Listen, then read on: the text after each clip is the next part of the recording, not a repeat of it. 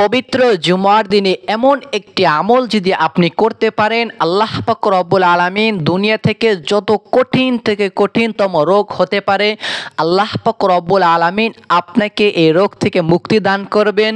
আল্লাহ পাক রব্বুল আলামিন আপনাকে সুস্থ করে দিবেন ইনশাআল্লাহ। তাহলে প্রিয়দিনী ভাই ও বোনেরা, যারা ভিডিওটি দেখতেছেন, আমি বলবো আপনার ফেসবুক টাইমলাইনে আপনি ভিডিওটা শেয়ার করে রাখুন, যাতে আপনি যে কোনো সময় যে কোনো শুক্রবার এই সহজ শক্তিশালী পাওয়ারফুল আমলটা করতে পারেন। এই দেখেন, এই আমলটা যদি আপনি করেন, আল্লাহ পাক রব্বুল আলামিন আপনাকে দুনিয়ার ভিতরে কঠিন থেকে কঠিনতম রোগ দিবেন না। যদি রোগ থেকেও থাকে, আল্লাহ পাক রব্বুল আলামিন আপনাকে পরিপূর্ণ সুস্থতা দান করবেন। এর জন্য আপনাকে পবিত্র জুমার দিন আসরের নামাজের পরে এই আমলটা করতে হবে।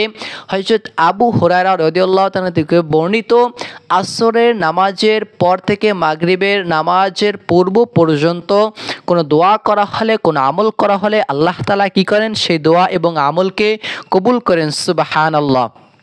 এবং আনাস ইবনে মালিক রাদিয়াল্লাহু তাআলা থেকে বর্ণিত আছে।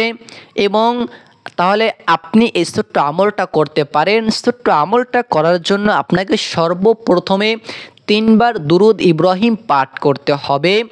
এরপরে আমি আমলটা বলতেছি খুবই সংক্ষিপ্ত সময়ের ভিতরে। সর্বপ্রথমে 3 বার দুরুদ ইব্রাহিম পাঠ করবেন। এরপরে আপনি 2টা খাবার নেবেন, একটা হলো পানি আর একটা হলো কালো জিরা। এর উপরে আপনি কি করবেন, দম করবেন।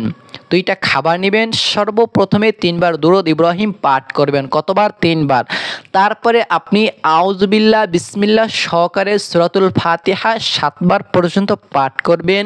এরপর আপনি খাবারে ফু দিবেন। একবার সূরাতুল ফাতিহা পড়বেন, আবার আউযুবিল্লাহ বিসমিল্লাহ পড়বেন। এইভাবে করে করে 7 বার পাঠ করবেন। এরপরে সর্বশেষে আবার দুরুদে ইব্রাহিম আপনি 3 বার পাঠ করবেন। এরপরে আবার এই কালো জিরা এবং পানিটার উপরে আপনি ফু দিবেন। এইভাবে করে আমলটা করলে আপনার আমলটা হয়ে যাবে। এই খাবারটা আপনি 1 সপ্তাহ পর্যন্ত খাবেন।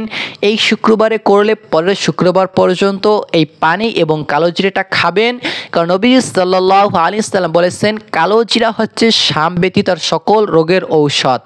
শাম হচ্ছে মৃত্যু ব্যতীত আর সকল রোগের ঔষধ। সুবহানাল্লাহ।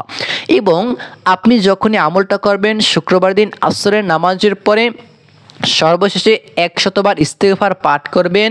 তারপর আল্লাহ তাআলার কাছে আপনার সুস্থতার জন্য দোয়া করবেন। আপনার যদি শরীরে কঠিন রোগ থেকে থাকে, রোগ থেকে মুক্তি লাভ করার জন্য দোয়া করবেন। এইভাবে করে আমলটা করলেই আপনার আমলটা হয়ে যাবে। তাহলে প্রিয়দিনী ভাই ও বোনেরা, ভালো থাকুন, সুস্থ থাকুন। ভিডিওটা একটি লাইক করে দিবেন এবং শেয়ার করে দিবেন, যেন অনেক অনেক বন্ধুরা দেখতে পারে, তারা যেন উপকৃত হয়। আসসালামু আলাইকুম ওয়া রাহমাতুল্লাহ।